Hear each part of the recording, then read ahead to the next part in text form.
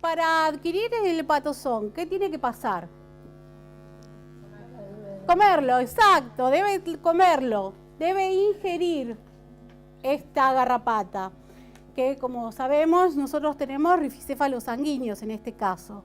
Hay otros estudios que a forma experimental, que también hay un amblioma a nivel de Brasil, que puede llegar a ser capaz de transmitir el hepatosón. Pero nosotros en la Argentina tenemos el responsable es el rifocéfalo sanguíneo.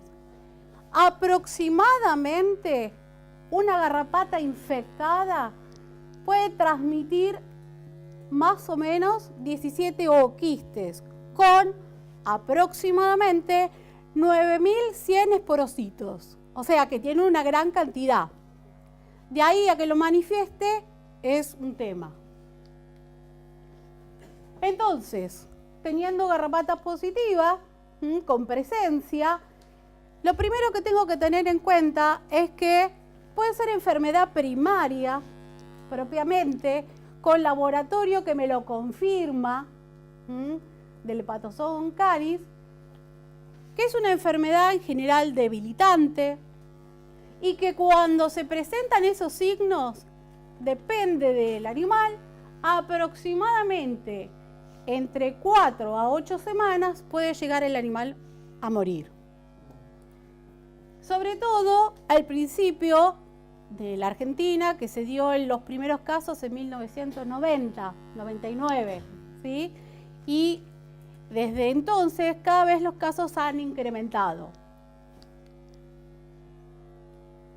Si bien hay casos subclínicos que actuarían como portadores, lo cual es muy importante tener en cuenta desde el punto de vista epidemiológico.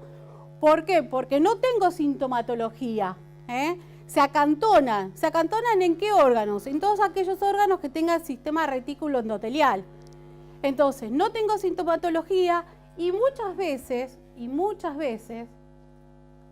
son hallazgos de hemograma, de un hemograma común que se le hace al animal porque lo tienen que operar, lo tienen que castrar.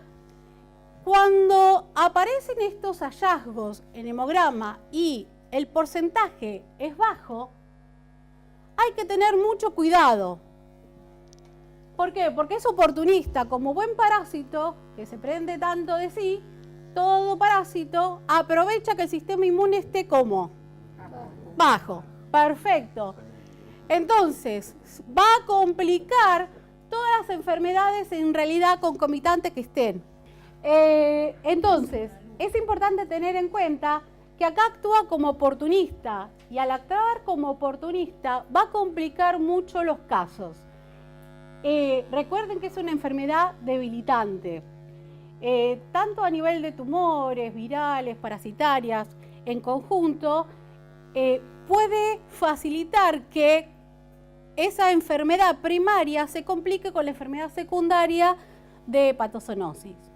Por ejemplo, también esta colega me ha comentado que tiene una enfermedad muy común, tumor venéreo transmisible, en el cual se evidencia perfectamente una gran cantidad de hepatosón.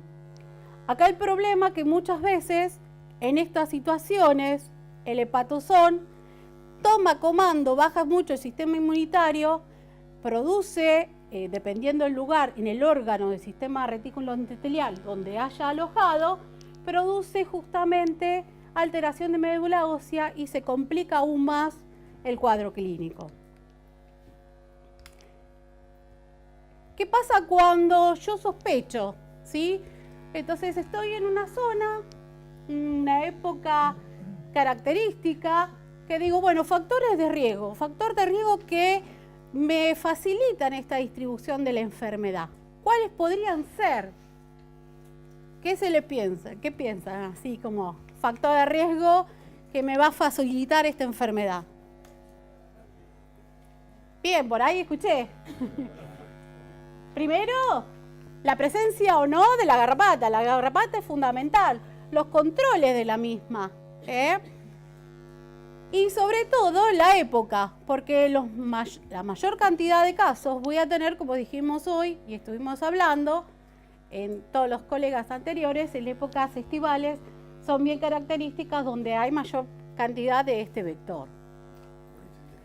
Ahora, con mi laboratorio negativo, con mi análisis negativo, hay una cosa en parasitología importante. Lo negativo no descarta, lo positivo confirma. Entonces, si yo sospecho que el animal puede estar subclínico, que está negativo, pero tuvo antecedentes, ¿qué tengo que hacer?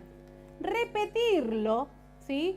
Buscando, como todos estuvimos hablando hasta ahora, repetirlo cada 7 o 10 días, hasta poder sacarlo directamente, confirmarlo o directamente descartarlo. Bien, yo siempre digo que las garrapatas, hay una veterinaria amiga mía que me dice que ya no vienen solas, que son una plaga, son las 7 plagas de Egipto, vienen con todos ellos encima y la tenemos en la Argentina y cada vez más. Hay cada vez más casos. También lo que tengo que considerar, si yo sé que viene de un refugio, tengo que considerar el medio ambiente, o sea, la residencia donde se encuentra ese animal. Si sé de un refugio no tengo los antecedentes, no puedo saber exactamente de dónde vino. Por lo tanto, no me tengo que olvidar de estas 3 enfermedades que últimamente estoy viendo cada vez más casos. Sobre todo, aunque parezca increíble, en casos donde antes no había dioctofima. Con todas estas bases, uno se pregunta, bueno, ¿cómo se expresa? Incertidumbre, ¿cómo se expresa esta enfermedad? ¿Cómo la pongo en evidencia? Exacto, hay sintomatología. Hay un estudio muy sencillo, pero muy práctico de Correa, en el 2013, que la determina por 3 casos: leve, moderado o severo. O sea, cuán enfermo está mi enfermo de la enfermedad que tiene. Y esto está relacionado, en realidad, con la cantidad de hepatosón que ha adquirido. En general, lo considera leve cuando va entre un 1% a un 5%, moderado cuando tengo un 60% y severo ya cuando tengo más del 80%, ¿sí? Algo bien característico que me estuve escuchando por acá y es tal cual. La primera sintomatología que en general uno sospecha, sobre todo el clínico, es la fiebre. Esta fiebre que es producida por pirógenos y que es resistente a los antibióticos que usualmente utilizan en la clínica diaria. Entonces vienen dándole 3 días de antibiótico, 4 días de antibiótico y sigue con fiebre y ahí se prende la lamparita. Primer punto, dice, ¿qué pasó acá? ¿Por qué? ¿Tendré resistencia? ¿No tendré resistencia? ¿Qué pasó?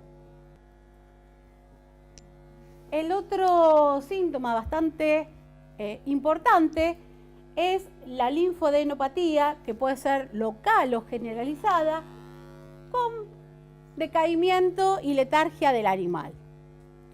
Estos más bien son síntomas inespecíficos,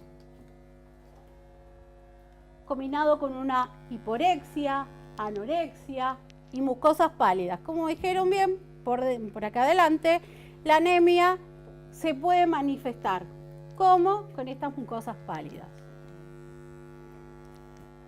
en el cual también voy a llegar a tener dolor muscular generalizado en algunos casos.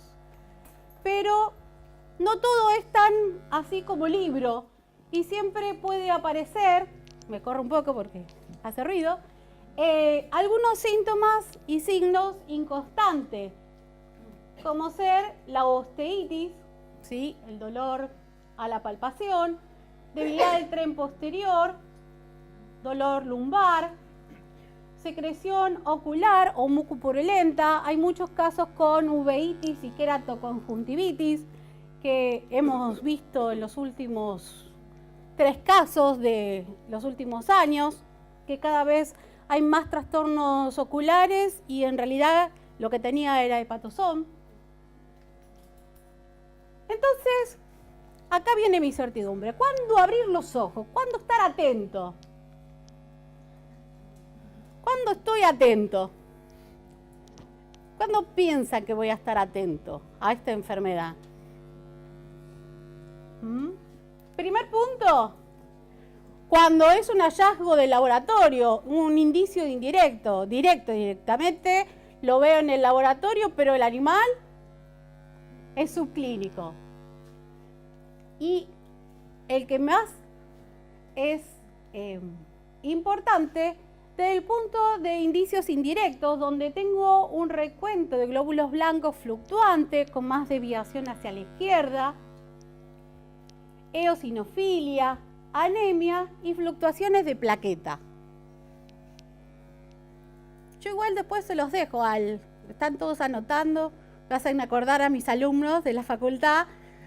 Yo os dejo el Power, así que no hay ningún tipo de problema. Es un Prezi, así que lo pueden bajar, lo compartimos, no hay ningún tipo de drama, no estén copiando. Entonces, si recuerdan un poquito, Oscar, que tenía antecedentes de pulgas y garrapatas. En la exploración clínica, cuando lo veo en un estado general malo, flaco, medio pálido, y tuve la suerte, no soy buena grabando, lo mío no es la computación, pero ¿qué aparece en el ano moviéndose? Un cestode, ¿sí? Un cestode. O sea, que lamentablemente, pobre, además del hepatosón, tenemos que tiene dipilidium. ¿Qué pasó con esta enfermedad? Es una transmisión, ¿cómo? ¿Se acuerda? Por las pulgas, exacto. ¿Qué tiene que hacer la pulga? ¿Se la tiene que comer? Exacto. Debe comerla igual que la garrapata, ¿eh? Y es una zoonosis. Recuerden que es una enfermedad zoonótica. Bien. Entonces, ¿qué hicimos? Vimos que Oscar estaba flaco, tenía un murmullo respiratorio aumentado, se escuchaba una frecuencia cardíaca bastante acelerada, pero su pulso era débil. Entonces dijimos, bueno, vamos a comenzar con un perfil general básico, vamos a sacarle sangre por lo menos y vamos a ver el hemograma. En el hemograma lo primero que vemos es anisocitosis y después, para hacerlo rápido y sencillo, porque vamos a ir viendo, comparando con los otros resultados, es que tenemos una ligera linfopenia y el recuento de plaquetas un poco bajo, apenas bajo. Pedimos también para el examen para hepatosón, para confirmarlo, lo cual me daba menos del 1% de gametocitos, o sea, que estábamos en una leve. Perfecto, bien. Pedimos una placa de tórax y, oh sorpresa, ¿qué encontramos? Una leve cardiomegalia del lado derecho. Si recuerdan, aproximadamente un corazón ocupa 2 espacios y medio intercostales, ¿sí? Esto es leve, es apenas. En la ecografía, en el electrocardiograma, no había dado nada. La parte de contracción estaba bien, no tenía signos de hipertensión pulmonar. O sea que su estado circulatorio se encontraba compensado. ¿Y ahora? ¿De qué sospechan? ¿Qué? Por ahí andamos. Tirofilaria. Bien, primer punto. ¿Puedo sospechar? 3 años. Un animal, una tirofilariosis. ¿Qué más? Con todo esto, con todos los análisis que vimos, ¿qué más puedo sospechar? hepatosón sin problema y Ehrlichia. Entonces, ¿qué hicimos? Mandamos a hacer serología y lamentablemente para Oscar dio positivo, tanto para Ehrlichia como para Dirofilaria. O sea que pobre Oscar tenía Ehrlichia, hepatosón, Dirofilaria y nada más y nada menos que dipilidium. Por suerte en el copro no dio nada más de ancilostoma, nada de toxocara. Veníamos en eso bien, solamente dipilidium. Bien. ¿Qué caso, no? Entonces, ¿qué hicimos con Oscar? Bueno, lo primero que tratamos es compensarlo desde el punto de vista del tratamiento sostén. A veces es más importante el tratamiento sostén que el específico. Pero en este momento tratamos de compensarlo. ¿Con qué? Con un excelente alimento balanceado, de buena calidad, de línea premium, con unos inmunoestimulantes y con un complejo vitamínico. Vamos a restringir sus caminatas normales, pero 2 o 3 cuadras, no 15 como hacía antes. Pero en cuanto al tratamiento específico, comenzamos con el praziquantel a 5 miligramos kilo, combinado con la moxidectina, 400 mcg, ¿sí? Eso se lo aplicamos de esta forma, en forma de pipeta, ¿para qué? Para que para el dueño sea mucho más práctico la administración de las otras 2 drogas, porque si le empezamos a dar 4 drogas totalmente distintas va a ser terrible. Entonces, ¿qué hicimos? Dimos las 2 primeras en forma de espotón y las otras para que se las diera el propietario. El toltrazuril, que es el específico para el hepatosón, está la dosis entre 14 y 20 miligramos. Nosotros utilizamos más a la dosis de 20 miligramos. Generalmente se lo recomiendan durante 7 días mínimo. Pues en este caso hubo que aumentárselo porque vamos a ver posterior los siguientes análisis de sangre. Y la doxiciclina, una dosis de 10 miligramos kilos durante 28 días, 30.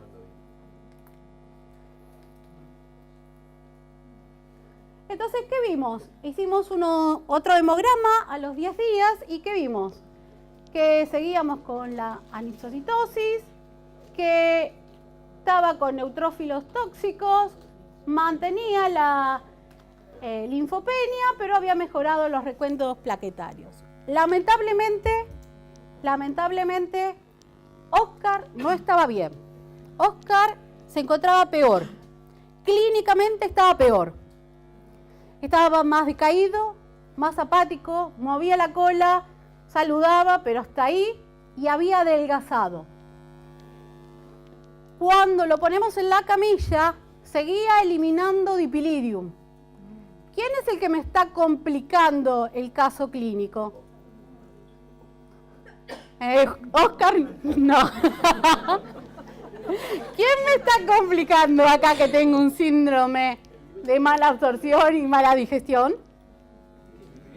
El dipilidium, exacto. Acá lo que me está complicando y me está tirando para abajo este paciente es el dipilidium. Por lo tanto, tengo que resolver primero el caso del dipilidium. Aunque por periodo prepatente, por poder residual de la droga, no tendría ningún problema, ya está. En este caso, lamentablemente, ¿qué pasó? ¿Hubo un error? ¿Hubo un error, un problemita de droga, problema de...? Bien, sigo con pulgas. Es ahí el problema. No curó nada las pulgas. No pudo tratarlo, pero sigo con el hospedador. Sigo teniendo pulgas. Y ahí es cuando nos enteramos que Oscar vivía con unos gatitos y estaban siendo tratados para el tratamiento de las pulgas. Una vez solucionado y restringido su lugar, a la semana lo monitoreamos y Oscar había aumentado de peso, estaba mejor, estaba más atento. Y volvimos a sacar sangre a los 10 días de la segunda toma y vimos que mejoró. Sí que seguía monitoreándose el NOT positivo. Entonces, ¿qué hacer con Oscar? ¿Qué hacer con Oscar? Una vez que mejoramos todas sus 3 enfermedades que son más complicadas, nos toca la última fase que, antes de mostrarle a Oscar cómo está hoy, quiero determinar que con estos estudios que últimamente uno puede visualizar, incluso hay muchos que son estudiantes y han leído el GRIN, y en el GRIN también está el imidocarbo, la utilización de imidocarbo para la hepatozoonosis a la dosis de 5 a 6 miligramos kilo subcutánea o intramuscular, que se repite a los 15 días y se vuelve a repetir a los 15 días, 3 ciclos. El imidocarbo es excelente para babesia, no sirve para hepatozón. Nosotros tenemos hepatozón canis, ¿sí? No tenemos el americanum. Sí sé que hay mucha bibliografía que respalda esta droga para este tratamiento. No lo recomendamos, trae bastantes efectos colaterales. Uno de los efectos colaterales es la cialorrea, el exudado nasal, el temblor, la taquicardia, etcétera, que se puede contrarrestar perfecto con la atropina, ¿sí? Pero es excelente droga para un animal en mejor estado, ¿sí? Y solo cuando tengo babesia, no cuando tengo toltrasuril hoy en día, que es la droga específica para hepatozón. Entonces, hoy Oscar se encuentra así. Después de todo este tratamiento, de todas estas complicaciones, estamos casi en la última fase.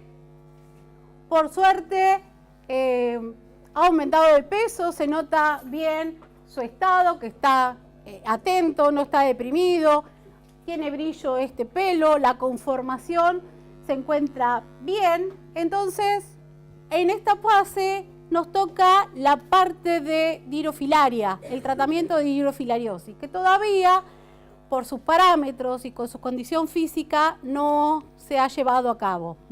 Posiblemente fines de ahora, de noviembre, estará comenzando con su tratamiento. Con esto solamente quiero remarcar que a veces perder la paciencia es perder la batalla. Cuando la cosa se venía mal, uno tiende a salir escapado, corriendo por cualquier lado, pero hay que seguir estando. Recordemos que puede tener varias complicaciones, pero uno tiene que estar a cargo de ese paciente constantemente y seguirlo. Si todo sigue así, vamos a llegar a esto, que es lo que creo que todos los que estamos acá queremos, que es un paciente que tenga cariño, cuidados, pero sobre todo una excelente sanidad. Muchas gracias.